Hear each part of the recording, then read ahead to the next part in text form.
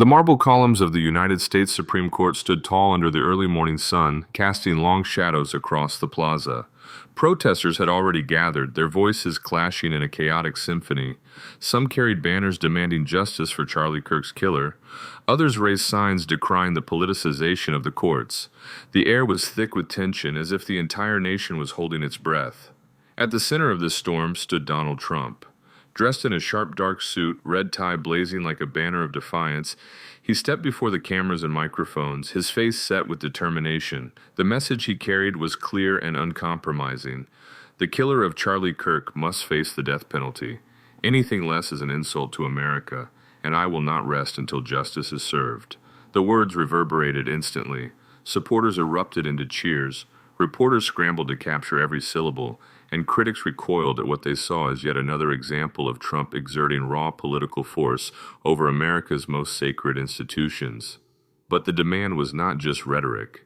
This was not simply a fiery soundbite meant for cable news.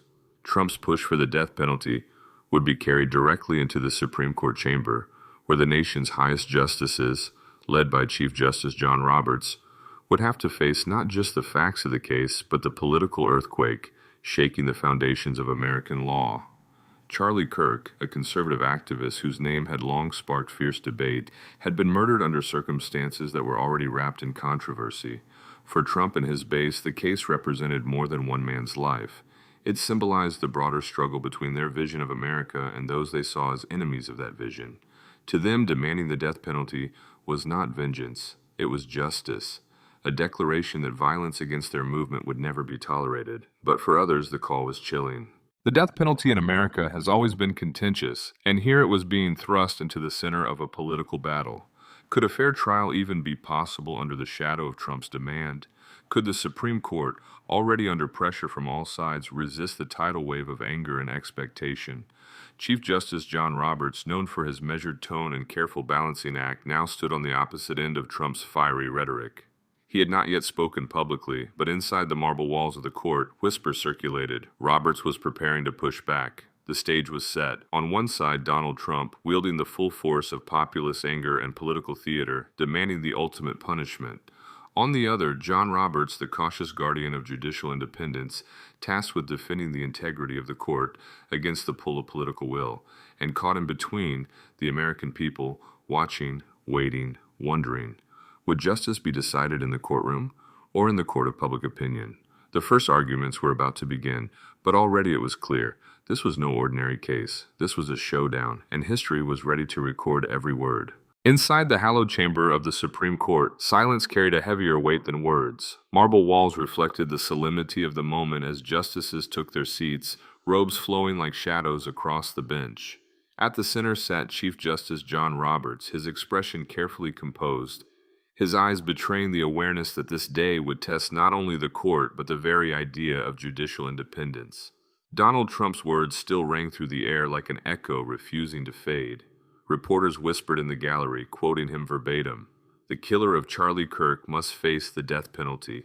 Anything less is an insult to America." It was not simply a demand, it was a challenge.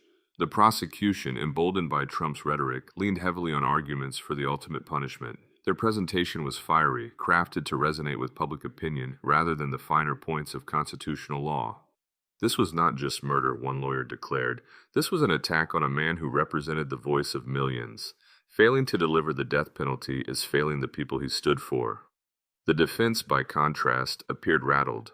Their arguments for restraint and fairness were drowned out by the noise outside the courthouse, where chants of "justice for Charlie" reverberated with each passing hour.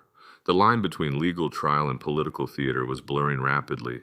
Chief Justice Roberts shifted in his seat, his gaze steady but stern. He had been here before, moments where political forces tried to bend the court, but this felt different. This was not quiet pressure applied through legal briefs and opinion columns. This was public fire, fueled by Trump's unmatched ability to channel anger into movement. In the press room, analysts debated furiously. Some praised Trump for standing firm, for demanding justice that many believed the establishment would otherwise deny. Others warned that his actions threatened the separation of powers, turning the judiciary into little more than a stage for political revenge. Meanwhile, Trump himself doubled down. Speaking outside the court, he raised his fist to the crowd. If Roberts and the justices won't deliver justice, the American people will. We will not back down. We will not be silenced. The crowd roared, flags waved, signs lifted high, the atmosphere more like a campaign rally than a legal proceeding. For Trump's supporters, this was not simply about one verdict. It was about proving that their voice was louder than the system itself. Inside, Roberts finally spoke, his voice calm but edged with gravity. This court is not an arena for vengeance. We must decide not on the chance outside these walls, but on the Constitution within them. But the question hung in the air. Could the court truly withstand the storm? The rising tide of emotion was no longer confined to the streets. It seeped into the chamber, into the very heart of the arguments being made. The confrontation between Trump and Roberts was no longer hypothetical. It was real, it was unfolding, and it was clear. The higher the pressure grew, the more explosive the clash would become. The nation leaned in, sensing that the next words spoken could ignite history. The courtroom felt like it was holding its breath. Every seat in the gallery was filled, cameras ready, pens poised, eyes locked on the front bench. Chief Justice John Roberts adjusted his papers, but the weight in the room was not about legal citations or precedents. It was about power, principle, and the collision of both. Donald Trump's voice thundered beyond the marble walls, carried by speakers to the crowd outside. His words crackled on television screens across the nation. If America cannot protect its patriots, then America has lost its soul. Charlie Kirk's killer deserves the death penalty, and if the court refuses, then the people themselves will demand it. Inside, those words hung like a storm cloud over the justices. Trump had effectively put the court itself on trial. Finally, Chief Justice Roberts spoke. His tone was even, but the firmness in his voice cut through the chamber. This court cannot and will not bow to political will. Justice must not be vengeance. Justice must not be dictated by pressure from outside these walls. The chamber was stunned into silence. Then a ripple of murmurs swept through the gallery, reporters scribbling furiously, aides whispering, lawyers shifting nervously in their seats. Roberts had drawn his line in the sand, but Trump was not one to yield. Within minutes, his response echoed through the crowd outside. Roberts is hiding behind his robe. He thinks he can silence millions of voices with a few words. But the American people will not accept weakness. We demand justice, and we will not wait. The crowd erupted, their chants rising in unison. Justice for Charlie! Justice for Charlie! The plaza shook with noise, a tidal wave of anger and expectation crashing against the courthouse steps. Inside, the tension reached its breaking point. Justices exchanged uneasy glances as if recognizing that the line between law and politics had already been shattered. Roberts pressed forward, his voice rising above the echoes from outside. If the judiciary becomes a tool of politics, then the Constitution ceases to exist. This court is sworn to protect justice, not to serve as the instrument of fear or fury. The words landed with force, but whether they could withstand the storm outside was another question. Trump, raising his fist to the cameras, declared with defiance, "This fight isn't over. If Roberts won't deliver justice, the people will, and the people's voice will be louder than the court's silence." The clash was no longer theoretical. It was here, in front of the nation. Roberts defending the independence of the court, Trump rallying the fury of the crowd. For the first time in modern memory, the Supreme Court felt less like a courtroom and more like a battlefield, and the outcome would not be measured only in legal terms, but in the faith or the fracture of a nation watching. When the justices finally rose from their seats, the chamber exhaled a long, uneasy breath. The confrontation between Donald Trump and Chief Justice John Roberts had left the court shaken, not because of a verdict, but because of the raw collision of politics and principle it exposed. Outside, Trump stood before a roaring crowd, his fist raised high. His voice carried over the sea of supporters. They think they can ignore us. They think they can hide behind marble walls. But this movement is bigger than them, bigger than Roberts, bigger than the court. We will not stop until justice is done. The crowd responded with deafening chants, flags waving, cameras flashing. To Trump's base, this was not just about the fate of Charlie Kirk's killer. It was about whether their voices could force the system to bend. For them, this was proof that the people, not the elites, held the final word. Meanwhile, inside the Supreme Court, Roberts sat silently at his bench, staring at the notes before him. His public statement had been clear, almost defiant.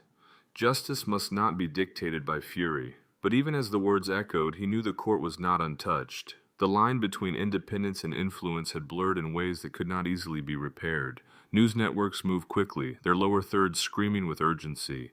One outlet declared Trump versus Roberts, the supreme showdown. Another warned judicial independence under siege.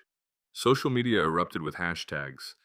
#Justice for Charlie, #Roberts versus Trump, #Death Penalty Debate.